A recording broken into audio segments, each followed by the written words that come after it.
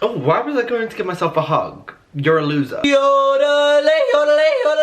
Hi everyone! Today, I was about to say today is a little bit of a different video. I'm just telling myself it is, but realistically, not much has changed. I'm still sat here giving my unwarranted opinions on other people's lives. But however, I have liked to think that I have made a little bit more effort into this video. And no, I'm not talking about my outfit because, baby, there is some fluff on this. You need a lint roller. That's what you should have gotten for Christmas. I'm going to be taking you through everything that has happened in the year of 2022, more specifically in the world of pop culture. I know there are things that are going on in the world right now that matter a lot more and that have happened this year that are bigger things than the things that I'm about to talk about. Parted fun video wrapping up all the most funny, iconic and ridiculous pop culture moments throughout this year. Also, this is everything that come into contact with me and my world. Baby, I have got the attention span of a Pomeranian dog and the brain cells of 2 individual chickpeas. But you know, I'd like to think that I have tried to diversify my palette a little bit. I've been wanting to do this video for a few months and I've just been preparing it over the past week. I wanted to get it up earlier than this and still when it was in the year of 2022. But honestly, babe, I've either been drunk, hungover, or comatized from intake of food over the past few weeks. So this is going up a little bit later. If you are new here, please subscribe. If you like these longer sort of content from me, because usually you get about 10 minutes of me eating a McDonald's in my car, please let me know. Subscribe if you're new. I feel like this is going to be a long video, so let's just get into it with January. Beyonce has the same 24 hours in a day that we do. I feel like this year got off to a bit of a slow start. However, mother became an actual literal figure of a mother in the term of Rihanna. Rihanna announced that she was pregnant in January with her partner A$AP Rocky. She revealed it.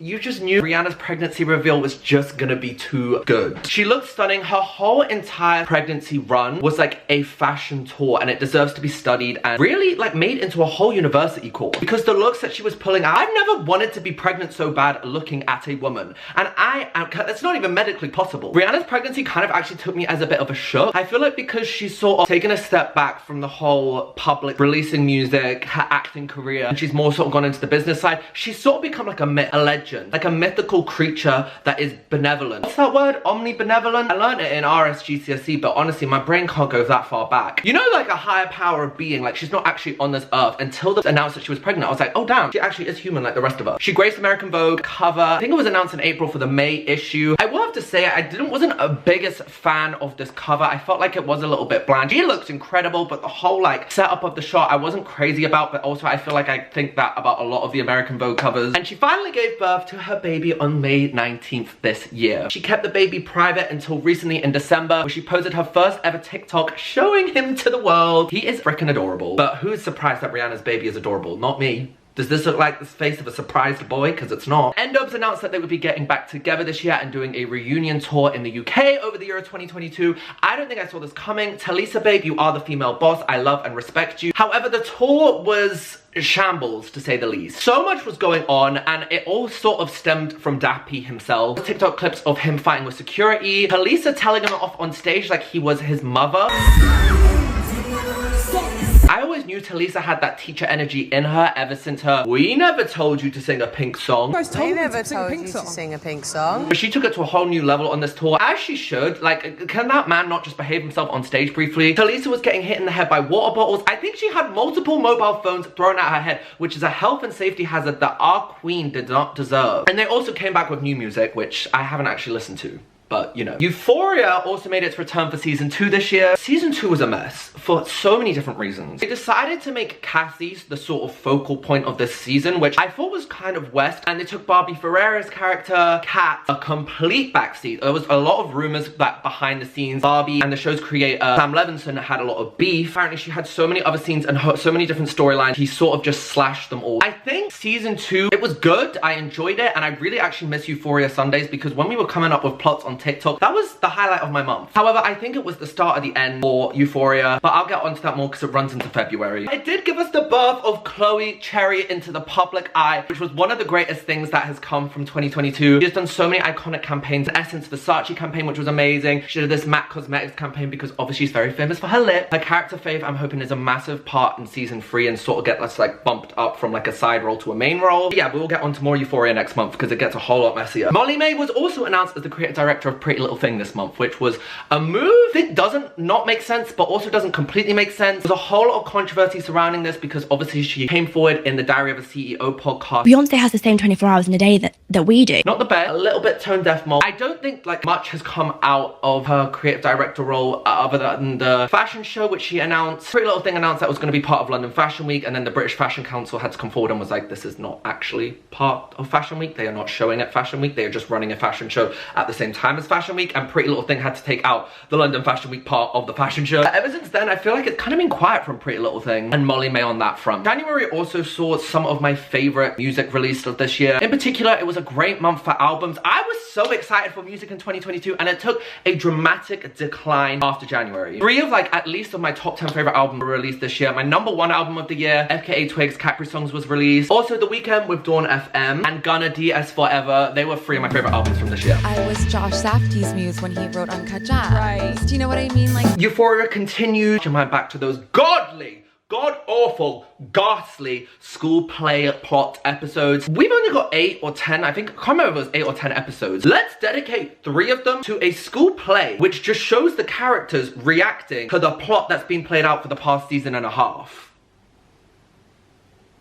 Even my drama GCSE course could have told me that this wasn't a good idea. The season was left Rue owing hundreds of thousands of dollars to a drug lord lady, and no real sort of logical explanation for the next season of how she was gonna get out of that. And also it came with the announcement that Barbie Ferreira will not be joining season 3. So that's cat just completely written out. Anyway, as I mentioned, I think it's the start of the end from Euphoria. Euphoria has this sort of thing where at the end of the day it is a teen drama, but the script, and before I say this, disclaimer, the script and storylines of Euphoria, some of it is very questionable and laughable, but as a whole, it's a bit more mature and a bit more serious than your likes of Gossip Girl, Teen Wolf, or frickin' Riverdale. At least it's more mature than that, we can agree on that. I feel like the actors have sort of gotten that notoriety, but they don't have to go through that sort of slow, gradual, mature, up their profile into like mainstream acting, and as a result, it's kind of hindered the show. Now we're gonna have to wait 2 years for a season 3 of plot lines which are already questionable, characters that have gone missing. I wouldn't be surprised if season 3 is our last season. Also, off the back of Euphoria, we had some dating rumors with Hunter Schafer and Dominic Fike. I don't really know the ins and outs of what happened with that relationship. It was all very confusing. They were paparazzi'd out in public a few times, and I think they turned up to the Oscars after party together, and then at Paris Fashion Week the next week he was spotted with other girls. All couples that were formed, Olivia Rodrigo and Zach Bia, rumored to be dating. Swiftly moving on. I don't know what is in the water Zach Bia drinks, but I need some of that water. And we sort of had the rise in February of Julia Fox. She just came off the back of the Kanye West relationship. Everybody sort of was like a bit confused. February was the month that we got Uncut Gems. Would you consider yourself Ye's muse? yeah, a little, maybe. I mean, I was Josh Safdie's muse when he wrote Uncut Gems. Right. Do you know what I mean? Like things like Right. that. Which I think sort of made people start to pay more notice to her. Oh, she actually has a personality, she's very funny, and obviously Julia Fox completely dominated 2022. I am obsessed with her, and I think it's because she takes to social media like a normal person. It's not even like, oh, I'm trying to be so quirky down with the kids. She will literally go on TikTok for an hour doing impersonations of random comments people say, speaks about topics that she gets called out for straight away, and not through like a PR statement way or a notes apology app. She just runs her mouth on TikTok. And I love that when she got called out, like, why did you say Uncut Gems like that? She was like, I was stoned.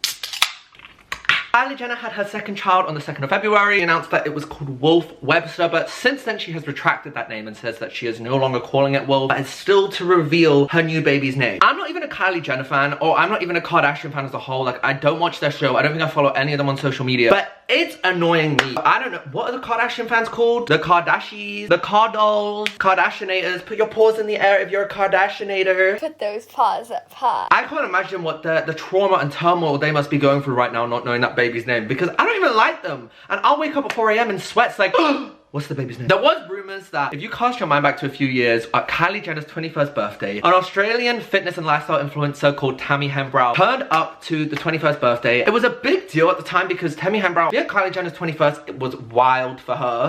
She took wild for her a little bit too literally, because it was carried out on a stretcher a couple hours into the party. And listen here, babe, there is no judgment for me. Do you know how many 21st birthdays I've been at where this happened? Anyway, off the back of that party, all the Kardashians unfollowed Tammy Hembrow on everything. If it was because she just got got too drunk at a party. Like, I do kind of get it, because it's like, girl, we're at the Kardashians party. Like, this is your first impression. I'd be maybe just turning those doubles into singles, Tammy, babe. But also, come on. It's a 21st party. Do you want it to be boring? Anyway, I digress. Tammy's child is called Wolf. And there was rumors, I don't think that none of this holds any weight, that Kylie announced the baby's name. Everybody was like, girl, Tammy's child is called Wolf. And that's why she retracted it. I don't think that's true, but I think it's funny. I've also seen people on TikTok be like, the only way we're gonna get this baby name out of Miss Jenner if we all just start collectively referring to the baby as something she hates, like Tiger. And then it's gonna annoy her so much she has to reveal it. Finally, the Brit Awards happened this year, the UK's biggest award show. Adele made her return, she made a performance, and I think it was her first public, like, sort of appearance in 6 years. And also, poor Anne-Marie. My girl Anne-Marie flew down the stage. I'm at the door. Now I'm the one. You begging. God rest her ankle. Keep my wife's name out your mouth. March saw the Oscars, and with the Oscars came potentially the biggest shock moment of pop culture in the entire year, and that was Amy Schumer's dress. What in the Dorothy Perkins was going on there? This goes down as my worst outfit of the whole entire year, and that is saying something. I'm joking. Obviously, the biggest shock of 2022 was the Chris Rock, Will Smith slap incident. If you've not heard of this already, I don't know where the hell you've been, but I'll speed run through it. Chris Rock was, I believe, hosting the award show, and he made a joke about Will Smith's wife, Jada's hair, and Jada actually suffers with alopecia, so it was a very distasteful joke. I did not think the joke was funny. There's that saying, like, comedians aren't funny without a little bit of, like, controversial humor. That went past controversial and just straight to offensive for me. Will Smith did not take the joke lightly, as I don't think anyone would if they were talking about their partner. Up on stage, slapped across the chops. Oh, wow. Wow. Wham! Will Smith just smacked the shit out of me. This part wasn't actually televised, I'm pretty sure. I'm pretty sure they cut it before, so this all sort of leaked online. People thought this was a part of a skit for a very long time. Everybody was questioning, like, surely this actually isn't real life, part of like a skit or a bit. But it was. It was very real. A lot of controversial opinions came out about this. Zoe Kravitz was hyped up to be one of the it girls of 2022. And ever since this Instagram caption, I hadn't heard a peep from her, but she defended Chris Rock. People were on either side saying it's never answered to resort to violence. People were obviously calling out Chris Rock for insensitive comments. If you ask me, chat get banged. If you're gonna speak about that and make offensive jokes, be prepared for the repercussions. And as a result, Will Smith apologized. He did come out with a public apology, and I think he resigned from the Academy, which was the sort of conclusion to all that. And he came out talking about a new movie that he's doing, explaining that he was worried that it was gonna affect his future projects, but it's not for him, for like all the other cast and crew involved, that they wouldn't get their flowers. The only other thing that I can remember happened at the Oscars was Caitlyn Jenner asking Lady Gaga why she never saw her at Starbucks anymore. Lady Gaga enjoys. Yes. Are you still out there? Yes. I have to show you what this is. I switched baristas. I know.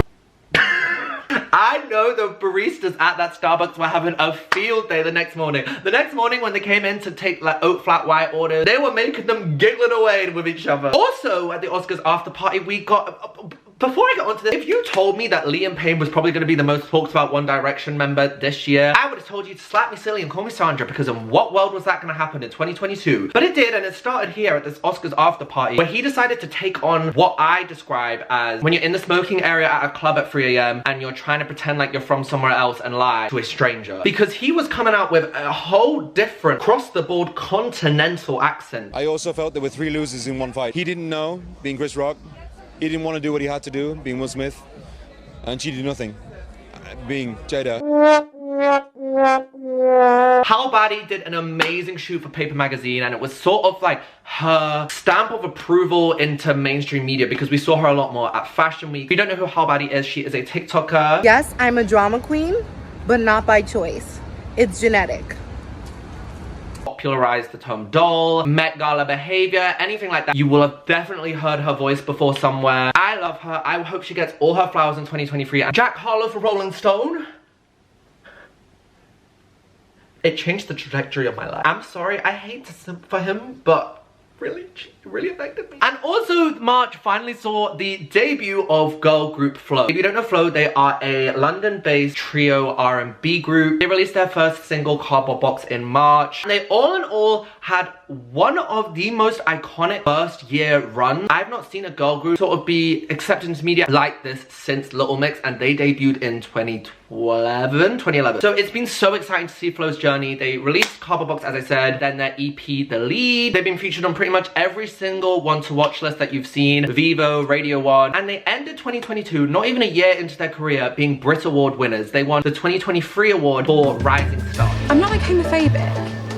I'm an ally. Congratulations. We thank you for your service. April saw the announcement that Elon Musk was wanting to buy Twitter, which came left field. But let's focus on one passion project at a time, babe. Like, what happened to Tesla? After previously tweeting a few months earlier his concerns about Twitter and how Twitter was being run, on April 14th, Elon Musk offered to buy Twitter. He was offered to join the board, but he rejected the offer and carried on that he wanted to buy out the whole entire platform. And then on October 4th, it was announced that he had bought Twitter for $44 billion.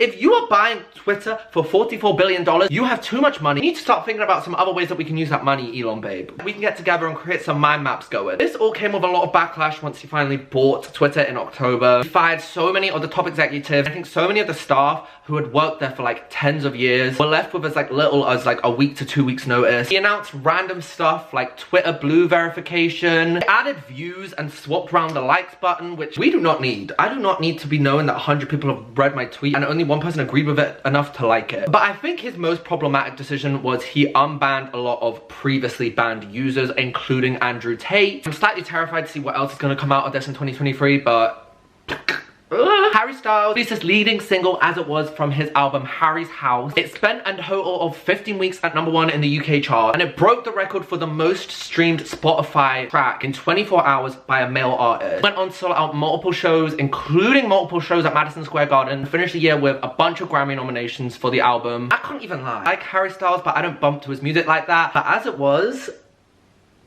it gets me a little bit. You know it's not the same as I really think that this year cemented Harry. He was always, I think, bigger than One Direction, but I feel like this sort of body of work has moved him from being like Harry Styles from One Direction to being Harry Styles and an actual like weight behind his name now in the music industry. His music was everywhere this year and way more than it ever previously was. And off the back of that, he also was the lead role in 2 of the major movies from this year. 2022 was probably his biggest year yet, and not for like any controversial reason, or well, a little bit. We'll get to that. Hang on, we're not there yet. But more for like his body of work. There was a little bit controversy when it came to him queer baiting, and there's been a lot of like discussion this year of calling out celebrities for using speculation of their sexuality to sort of garner more attention or fans or controversy or to get people to listen to their single. Obviously there are people out there who may toy with it a little bit to get speculation going, but sexuality is such a wide spectrum. Not only is sexuality a spectrum, it is also a journey. The term queer baiting is not a term that can be applied to real life people in real life situations. It is a term that was coined for make-believe characters in a show or a book. So I think the sort of claims that Harry Styles was queer baiting did not have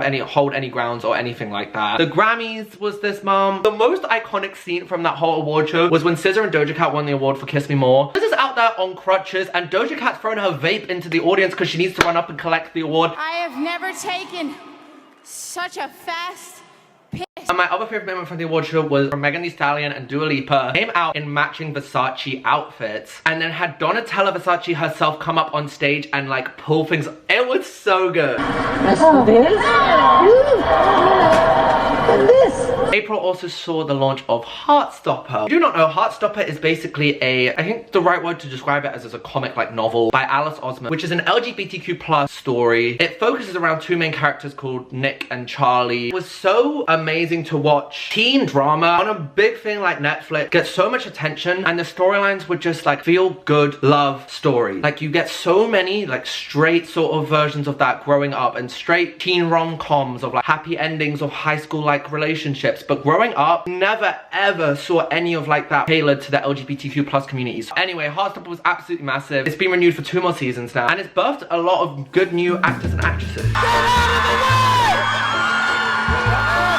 May saw the Met Gala, and this Met Gala was underwhelming. I really feel like there was no standout, iconic, will be one for the history books Met Gala moments, other than Blake Lively's dress was very iconic when she had the reveal, and it was to represent the Empire State Building. That was very cute, and that was a moment. But I would say the main moment went to Kim Kardashian. The theme was Gilded Glamour, and Kim Kardashian went in the original Marilyn Monroe dress, which she sang Happy Birthday, Mr. President in. Happy birthday, Mr. President. And the girls, people had a lot to say about this. This dress caused the biggest dress controversy since the white and gold, black and blue, or purple, whatever the hell it is, I'm colorblind dress. A whole lot of stuff. People were saying the original dress should not have been used. It was very easy to just remake a lookalike and pay homage to the dress. Pictures came out which showed the back of the dress was all messed up because it had to fit Kim. The original designer of the dress, Bob Mackie, came out and said that he did not approve of Kim wearing the dress. Vogue released a video of Kim getting ready for the Met Gala and all the preparation that went into it. She actually came out and revealed the routine, and this is just a trigger warning. Please skip 30 seconds ahead if anything involving like eating and stuff might affect you. She said that she wore a sauna suit twice a day, ran on the treadmill, completely cut out all sugar and carbs, and just ate the cleanest veggies and protein.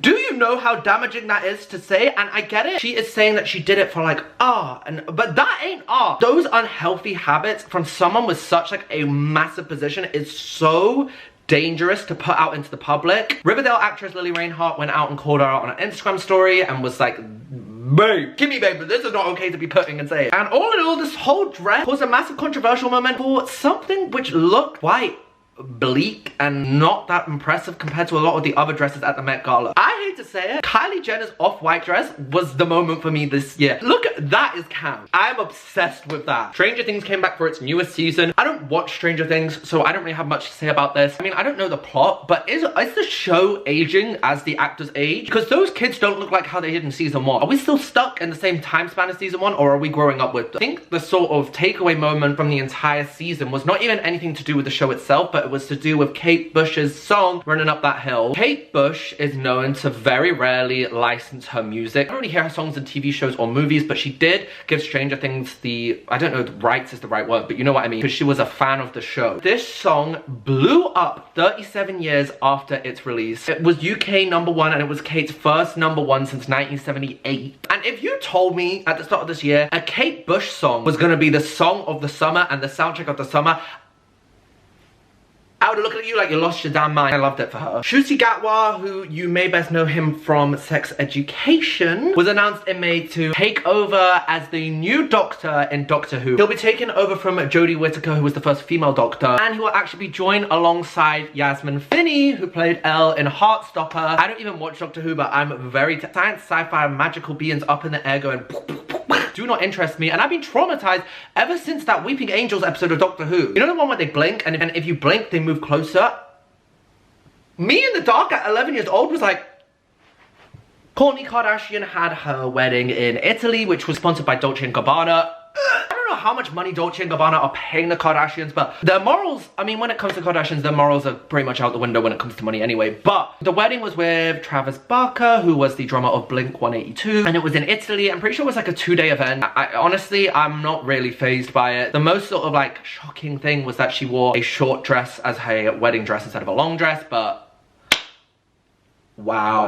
I'm really scared Kris Jenner's gonna come for me on this video. I'm kind of just coming for the Kardashians. I will say though, the veil that went down into a train was beautiful. I did really like that. The looks as a whole sort of bored me. I'd probably say Kim's was my favorite if I had to pick one. Chloe looked kind of cute too. But to use Dolce & Gabbana, it wasn't worth it for me. A fashion moment that was worth it for me this month though was Doja Cat at the Billboard Music Awards in the Schiaparelli outfit. The shoes, the bag, the hair, the dress.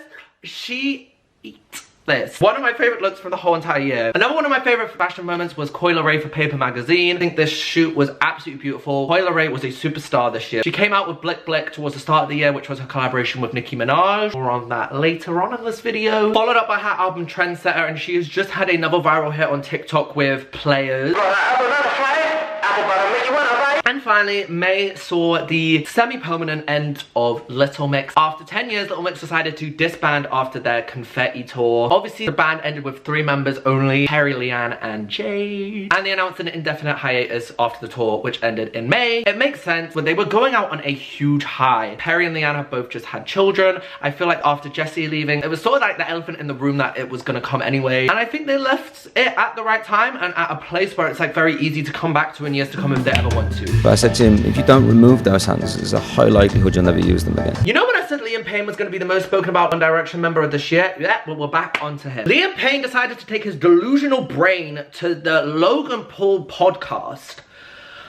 That sentence is spiraling me. Oh my god, I feel like I'm living in a dystopia. If you want to go and sort of boost yourself and boost your career and also defend yourself as a reputable artist, why are you picking Logan Paul's podcast as the platform to do that on? This was a nightmare to begin with. He needs to fire his PR. He said on the podcast, we did the first song, 1 billion streams. I think it outsold everybody within the band and I was the last to go. I never expected that. I think it outsold everybody within the band and I was the last to go, and I never expected that. However, the Directioners, mess with the Directioners. They know their stuff. They know the One Direction solo artist album stats better than they know their home address base. And it turned out that he hadn't actually outsold his former bandmates like he was claiming. And Harry, Zayn, and Niall Horan all had #1 on the Billboard 100, whereas Liam Payne's solo album actually only debuted at number 11. Anyway, sorry, the camera angle and the lighting changed. He also claimed that a member of One Direction and him almost had a physical fight, and he said his infamous quote.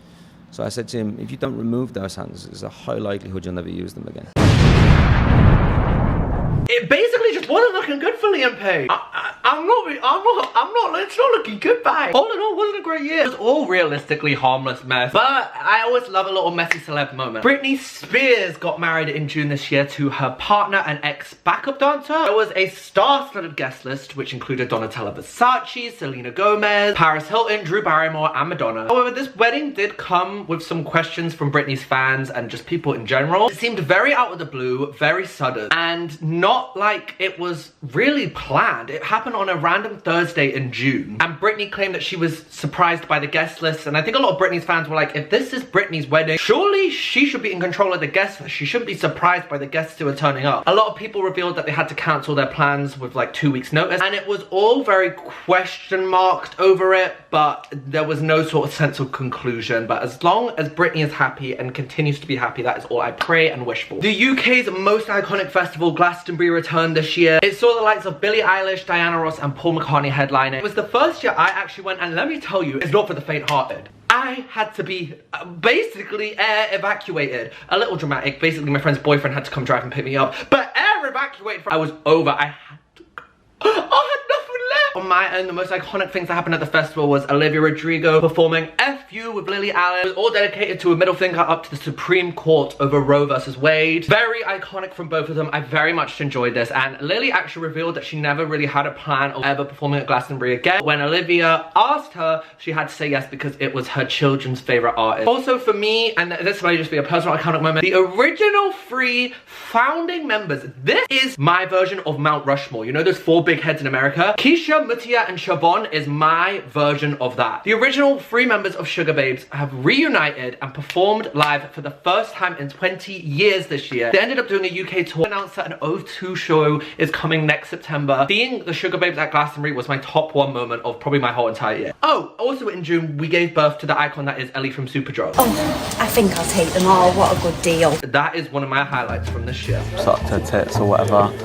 How what? Like, licked her tit or whatever. Beyonce, she only went and released her 7th studio album. Break My Soul was the leading single from the album, and it went to #1 in the US. The album Renaissance also went #1, and it was a different sound from Beyonce. It was more of a house sound, and honestly, it's been my favorite album from Beyonce since Self-Titled. The album has been curated, so when you listen to it from top to bottom, it basically sounds like a DJ mix. It all flows into one. For me, it was energy into Break My Soul.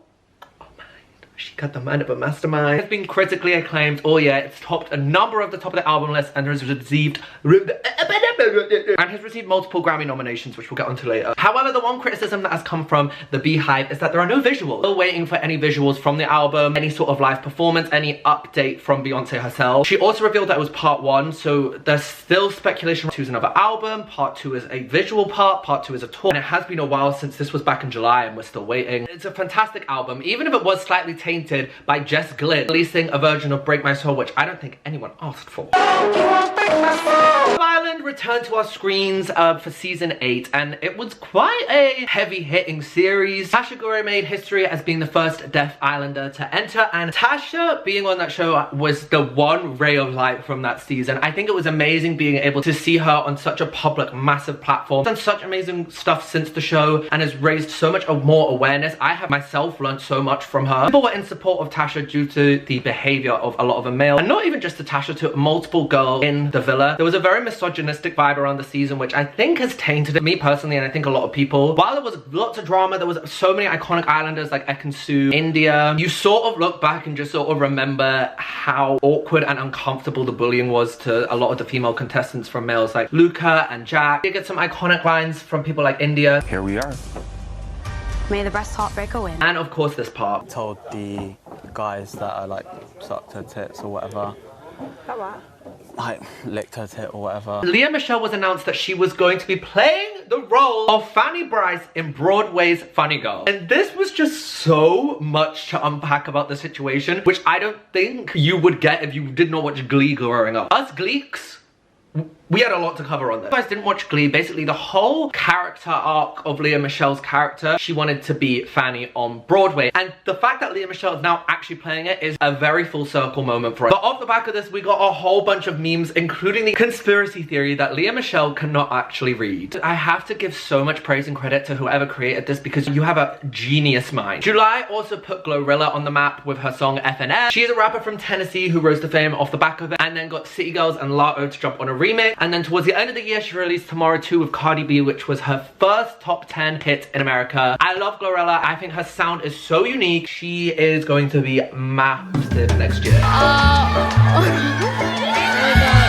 Nicki Minaj released FR8K, Super Freaky Girl, which was actually, believe it or not, a first solo Billboard #1. That is wild that 12 years into her like sort of peak of her career and her rise shows her longevity. It broke the Spotify record for the biggest debut for a solo female rap song, and it's only the second ever song from a female solo hip-hop artist to reach #1 other than Lauryn Hill's Do What, which was back in 1998. This was so big for Nicki. I could have never imagined she was gonna have a song this big this year. I feel like for a while, outside of the Barb's fandom, Nicki's sort of prominence in not music but chart success dipped a bit. And as much as I disagree with a lot of things about her, a lot of what she has to say, this song just still sort of solidified herself as the queen of rap. More history was made of music with Lalisa from Blackpink. She was the first K-pop solo artist to take home Best K-pop at the VMAs in 2022. Addison Rae got into a huge scandal. Well, I don't know actually how big it was outside of my circle, but it was all over all my social media. Addison Rae announced I don't know if she was modeling for it because the whole thing got pulled before any real details came out. But basically, Addison Rae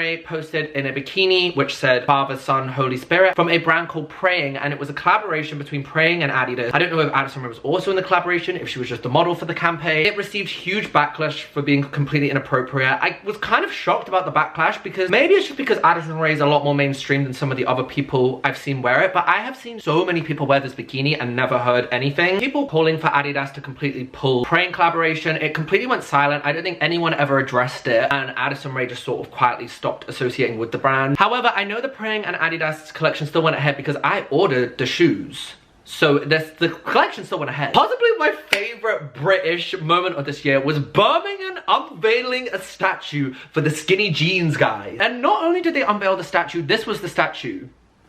Do you know how offended I would be if I found out I was getting a statue in my hometown and they unveiled this? And it's the fact that Britain has gone through so much mad stuff this year that this isn't even the top of it. This is mild. This is very tame. This is lemon and herb at Nando's for what the has been going on in Britain this year. Eliza Rose rose to success with her song BOTA, Baddest of Them All. This was the song of the summer for me. It was absolutely everywhere. Eliza Rose is iconic and I feel like she's gonna be massive. Nicole Kidman shot this amazing cover for Perfect magazine in Diesel. Leonardo DiCaprio and Camilla Morrone split this year and it was the year she turned 25. If you don't know, there is a conspiracy theory or a sort of like joke that goes on social media that Leonardo DiCaprio caps his girlfriend's ages at 25. You look back at all his girlfriends, he has never dated them past the age of 25, which is very, very weird for a man his age, I must say. Simon Jacquemus got married this year and I have to say that wedding looked absolute perfection. If my wedding doesn't look like that, I don't want a wedding. I don't even want a wedding, but this made me want a wedding. Why is Britain such bad vibes? You would never find a wedding like this in Britain. Sarah Hyland also got married this year, which is I'm so happy for her. After everything that she's been through, she has officially gotten married and there was a little mini Modern Family reunion which was adorable, filled my heart with joy. I really hope in the near future, 5 to 10 years time, we get a Modern Family reboot, but like a one-off special reunion. I think the cast are still clearly so close that it would actually be one of those sort of one-off reunions that actually was good. And finally, Laura Whitmore announced after the end of Love Island that she would be stepping down from hosting it after hosting it for 3 seasons. Laura Whitmore took over from Caroline Flack very abruptly just before the winter season of Love Island, and Laura got a lot of backlash for hosting Love Island, which was completely unjustified. She got thrown into a very, very heavy situation when she started hosting Love Island, and no one gave her any sort of grace. I don't think she did a bad job. I guess sometimes on Aftersun she maybe asked like some crap questions, but as a main show host, you people complain too much about a host which only turns up 4 times for the entire season anyway. Her biggest crime to the show wasn't even her presenting, it was the outfits. It was announced Maya Jama was replacing her, which will be this month. I am a fighter and not a quitter. I am resigning. September was a heavy, heavy month. I'm just looking at this list here and we got a lot to get through. Don't worry, darling. I haven't even watched the film, but boy oh boy was I invested in that drama. Don't Worry, Darling is the film that stars Florence Pugh and Harry Styles and is directed and also stars Olivia Wilde. They filmed the film. I think there was rumors that there was some like sort of beef on set, but nothing really came to light. Harry Styles and Olivia Wilde were paparazzi together and it basically was not confirmed but very obvious that they were dating. Fast forward to the film premiere, all hell broke loose. Prior to that, actually, I forgot. A video of Olivia Wilde, I think sending it to Shia LaBeouf, got leaked. Originally, Shia LaBeouf was supposed to be the star and the lead, and then was replaced, and Harry Styles got put in. But basically, this video that got leaked showed Olivia Wilde. She wasn't being mean, she was just being a bit condescending towards Florence Pugh. It says Florence Pugh had an objection to working with Shia LaBeouf, and Olivia Wilde framed it in the media as though she had fired him. I feel like I'm not ready to give up on this yet. I think this might be a bit of a wake-up call for Miss Flo. I want to know if you're open to giving this a shot with me, with us. If she really commits, if she really puts her mind and heart into it at this point. One of the things like Miss Flo, and you basically could tell that these rumors of the cast not getting on were very clearly true. But boy, did this get juicy. So much happened. I don't know the chronological order, but let's just run through some of these events. Olivia Wilde on stage during the press conference got handed her divorce papers on stage mid-press conference. This is for me, right now. This is very mysterious. I'm gonna open it now because it feels like it's timely. Is this script? Oh, okay. Got it. Thank you.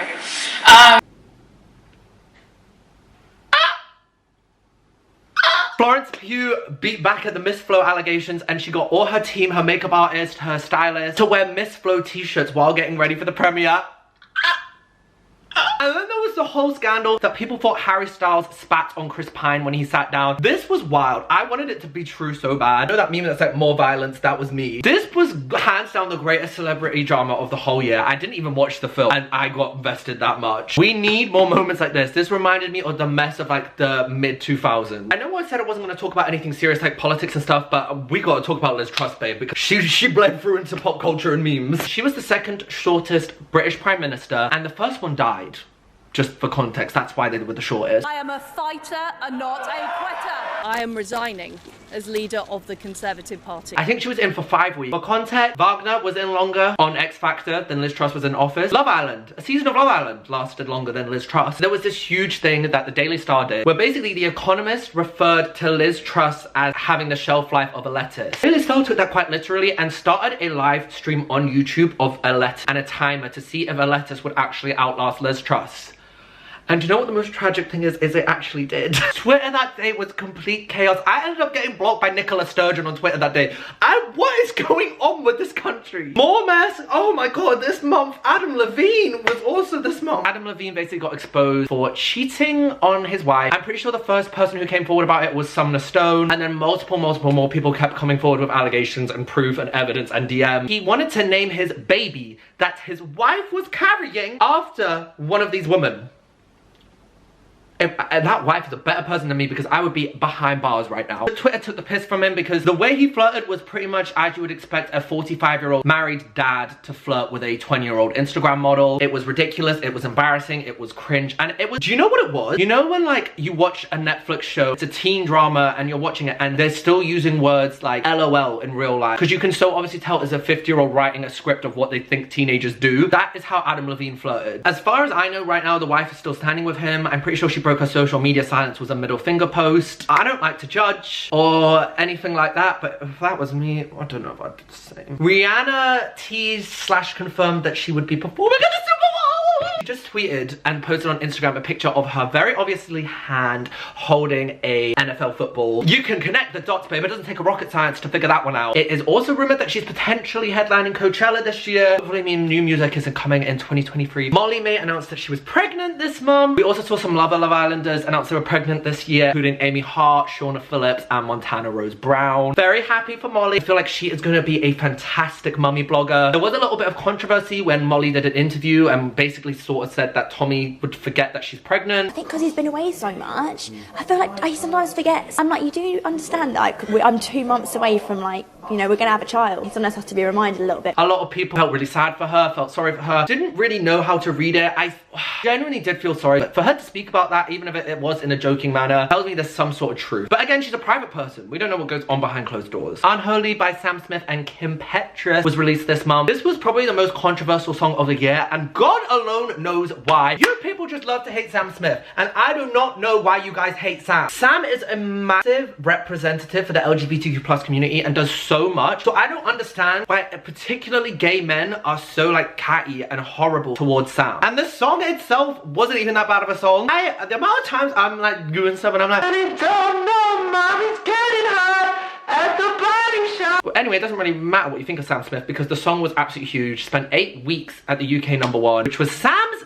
8th UK #1. I did not realize that they had that many #1 songs, and Sam Smith is now on the same number of #1s as Oasis and the Rolling Stones. Like, that is huge. It was also Kim Petras' first UK #1, and it went #1 in the US, and it was Kim's first there and Sam's second there. I'm very impartial on Kim Petras. Some of the stuff she says, do not agree with it. Bella Hadid's iconic dress at the Caperni show. The dress was spray painted onto Bella on the runway itself, and then Bella walked in the dress. This was crazy. This is the first time from my memory at a fashion week in a while where I watched something and I was like, this will go down in history. Like, Viola Davis for Elle magazine. This was absolutely stunning. One of my favorite covers of the whole entire year. Also, this was the month of Ice Spice, our generation's freaking Princess Diana. I literally have not felt this way about someone for so long. She sort of blew up this year with her song Man, and then it was followed up by Bikini Bottom. She's my girl. Like, she doesn't know me, but me and her, we go way back. Do you know how iconic it is that also she was born on the 1st of January 2000? I'm just saying, there's something about that which, the writing's on the wall. And obviously in September, Queen Elizabeth II did die, did spawn so much from this. Pretty Little Thing came out with Remembering Her Majesty, the collection, in which they put together items of camo and green, and I guess just like sort of like they were going for like, you know how the royal family is associated with the army. I don't know if this was Molly May's doing, but whoever did this, there's some questioning. Channel 5 was also the only main channel to not show the Queen's funeral. And if you were not feeling like watching the Queen's funeral, the replacement on Channel 5 was the Emoji Movie. When I said this country was shambles this year, I really was not joking. Patricia Paytas also announced that she was going into labour on the same day that the Queen died. At the start of the year, Trisha announced that she was pregnant with her partner Moses, and she gave birth to her baby Malibu Barbie. And a lot of people on Twitter were saying that it was the Queen reincarnated as Trisha Baby.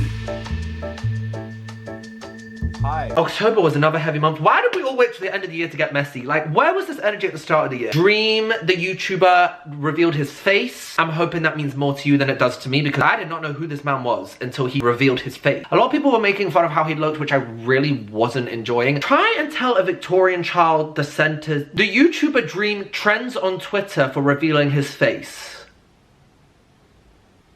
More scandal from YouTubers, but this time from the Try Guys. Again, this is not a YouTuber or like thing that I watch, so this is all information I've received from Twitter. Ned Fulmer was exposed cheating in a consensual workplace relationship. Obviously, workplace relationships are already problematic, especially when one person in the relationship is of higher power. It was also extremely messy because from what I gathered on Twitter, his whole like image, his public perception is that I love my wife is life, my wife is ride or die, my wife is my oxygen. If my wife has 1 million fans, I am one. If my wife has 10 fans, I am one. If my wife has no fans, I must have died. He was giving that energy. This is what I don't understand. Adam Levine also has the same sort of energy. Why do you people set yourself up for failure? This is why I don't trust a happy, YouTubey, TikToky couple. You're cheating.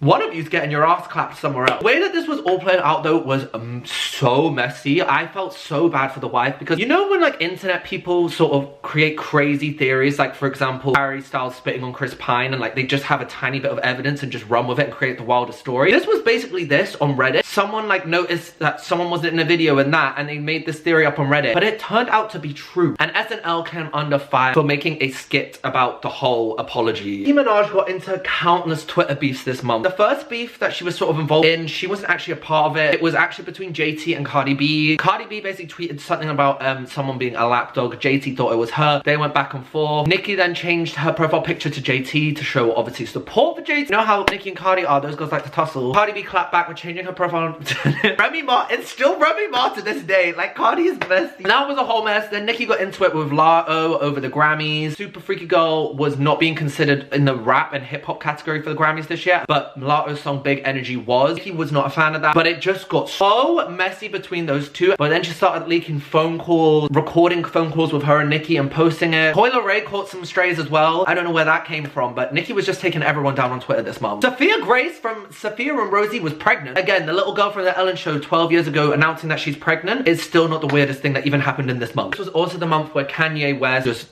completely went down. It all started at his Paris Fashion Week Yeezy show where he made some problematic t-shirts. Gabriella Caritha Johnson rightfully called him out. He launched this whole bullying campaign against her, then spiraled into some disgusting anti-Semitic claims. He got banned from Instagram and Twitter. Brands started to back out with using him as an endorsement, and the sort of like final nail in the coffin was when he had $1 billion loss when he was dropped by Adidas for Yeezy. Firma McCann got some voice notes leaked. They go, oh no. I'm not gonna say it because all my videos have been demonetized and I think it's because I swear too much. But she called Sam Fairs a fat see you next Tuesday. And it got so messy. The voice note sounded like she might have been reading out a comment online, but then more came out, which was kind of made that not seem like a viable cause. That is a mess, and that is why I will never ever about someone on a voice note. I don't even like in text. It is strictly in-person bitching only because nothing will ever be used against me. Timothée Chalamet also made history this month because he was the first male to land a cover on British Vogue, and it was a disappointment to say the least. Timothée Chalamet does not excite me to begin with anyway. He is very hyped up and I don't really get the hype. It was not giving. It was giving, it was giving nothing really. It could at least do something. However, his Bones and All co-star Taylor Russell,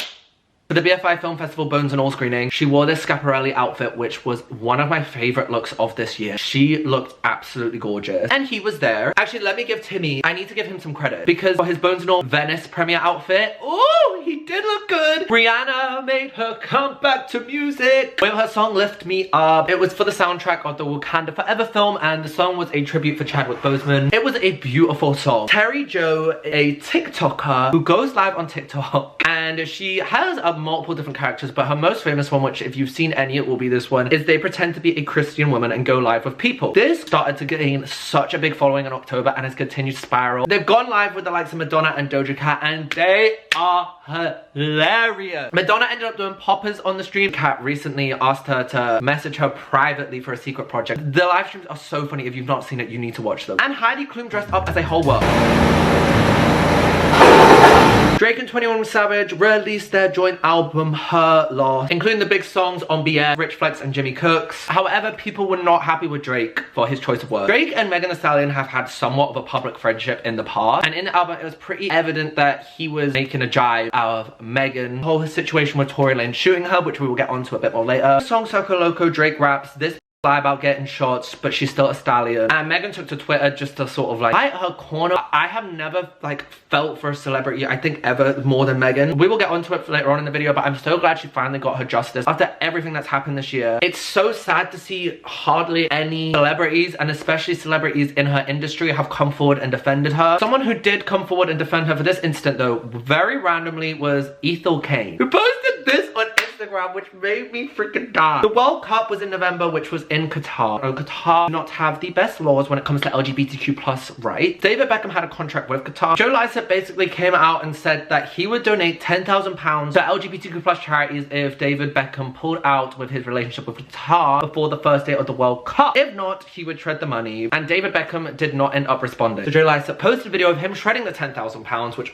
obviously came to huge backlash, and then he revealed the next day the money was not actually real, and this was all part of a documentary for Channel 4, which will be coming out in the future, but his intention was to still get David Beckham to cut the tie. Reaction was wild to me because Joe Lycett got more of a negative reaction than David Beckham did for having this deal there in the first place. The Grammy nominations were released this month, and Beyonce broke yet another record as she beats her husband Jay-Z as now the most nominated Grammy artist in history. That is crazy. The Grammys also came under fire a lot, particularly if Summer Walker fans were coming for them, because Summer Walker released her incredible album Still Over It, which broke records, went to #1, and was very critically acclaimed, yet received 0 Grammy nominations. And I'm a Summer Walker stan. She deserved those nominations. Pete Davidson and Emily Ratajkowski were allegedly dating. Well, not allegedly, they were literally paparazzi'd everywhere. I'm still convinced that it was a PR relationship. I'm sorry, apparently they have already broken up. I just don't buy it. My favorite thing about that whole relationship was nothing even to do with them. It was Dionne Warwick tweeting about the news, "I will be dating Pete Davidson next."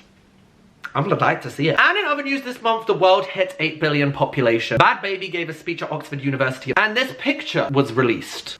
A cursed image, some may say. The thing the UK needs to be worried about right now is Brexit, okay? We are finally at the final month of the year. I'm a Celebrity came back. However, this year it came under a lot of scrutiny for 2 participants. Boy George. Boy George went to prison in 2009 for falsely imprisoning a male escort and handcuffing him to the wall. People were not happy with him being given a public platform. I did not know about this. I don't know how I never heard of this until he was on I'm a Celeb. This man was a judge on The Voice, like 2 years prior, I think, and no one said anything. And obviously, the main source of controversy this year was Matt Hancock, a current minister of the Cabinet Office, was a campmate.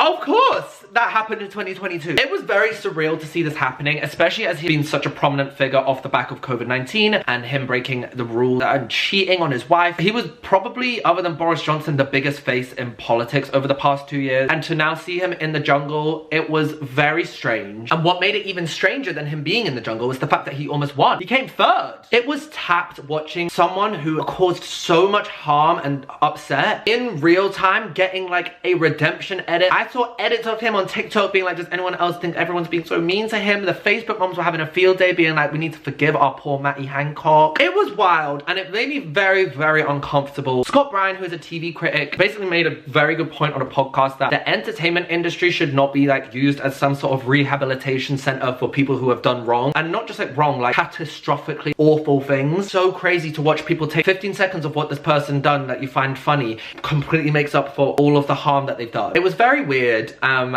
I can't say I enjoyed it. The other main TV event of the year for me was The Traitors. BBC One basically launched a televised version of Heads Down, Thumbs Up, if you ever played that in school. There's a group of 22 people. 3 of them are traitors and kill in the night, and then during the day they have to figure out who those traitors are before they make it to the end and steal the money. It is hilarious. Claudia Winkleman hosts it. My savior. Keke Palmer also revealed that she was pregnant while hosting SNL. I'm so happy for her. She's been such an icon since True Jackson VP. Being the face of so many memes like, baby, that's Keke Palmer, and I don't know who that man is. Being very open about her struggle with PCOS, so seeing her happy and pregnant is very heartwarming. Another heartwarming story was from UK artist Ray. If you did not know, last year there was a massive public, I wouldn't even say scandal because it was actually really upsetting, between Ray and her old record label Polydor. Ray was under a set amount of album contract with this record label. However, the record label would not let her release the music she wanted to release and let her even release an album to begin with. Yet she couldn't even terminate the contract until she released a set number of albums. Absolutely reached my limit, and I'm just praying they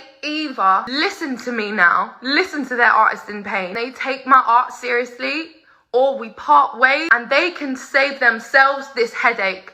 because I'm about to make it a headache. And I think this is the case with so many artists in the music industry. They are just way too scared to speak up, but Ray did. She took to social media to express how upset it's made her, and eventually the two of them came to a conclusion to separate ways. Fast forward a whole year's time, Ray releases a few independent singles, one of which is Escapism. If you have not listened to Escapism, you've been under a bloody rock, mate. You've been under a rock. Become her highest charting single. Hopefully we'll be, fingers crossed, the first number one of 2023 after being blocked by all the Christmas songs in December. I think you understand, yeah? When I made this song, my one thing was just like, I hope people hear it. That's all that's mattered to me. It's people hearing music that I'm proud of. As an independent artist, that is absolutely major, and I'm so happy Ray is getting the flowers and success that she finally did. Jenna Ortega was a last-minute entry for It Girl of 2022 with the release of Netflix Wednesday. She gained over 10 million Instagram followers in the 10 days post the release of Wednesday. Am I saying that right? Jenna Ortega. I think I've been saying Jenna Ortega this whole time, but it's an A, not an O. Why have I been saying that? Megan Thee Stallion finally got her justice in December. In 2020, Megan Thee Stallion was shot in the foot by Tory Lanez after a party. She needed surgery to remove bullets from her feet, which had missed her bones and tendons. Tory Lanez denied these accusations and accused Megan of lying, along with a bunch of trash male rappers, including Drake and 50 Cent. 3 years later, the court finally went to trial. Himself and Kelsey Nicole were both tested positive for gunshot residue, and he was finally found guilty of all 3 charges in the shooting case and faces over 20 years in prison now. This is one of the saddest stories that has come out of this year for me. It's broken my heart for her to have gone through that for 2 years and have so many people call you a liar. I can't even imagine how hard that must have been. And I think this tweet is really important. It says, I'm really happy and ecstatic that they found Tory guilty, and I'm happy that at least this is behind Megan, but my heart goes out to her because I know what's next won't be easy. Hoping and praying she's got a good support system around. The Nepo babies came out to be...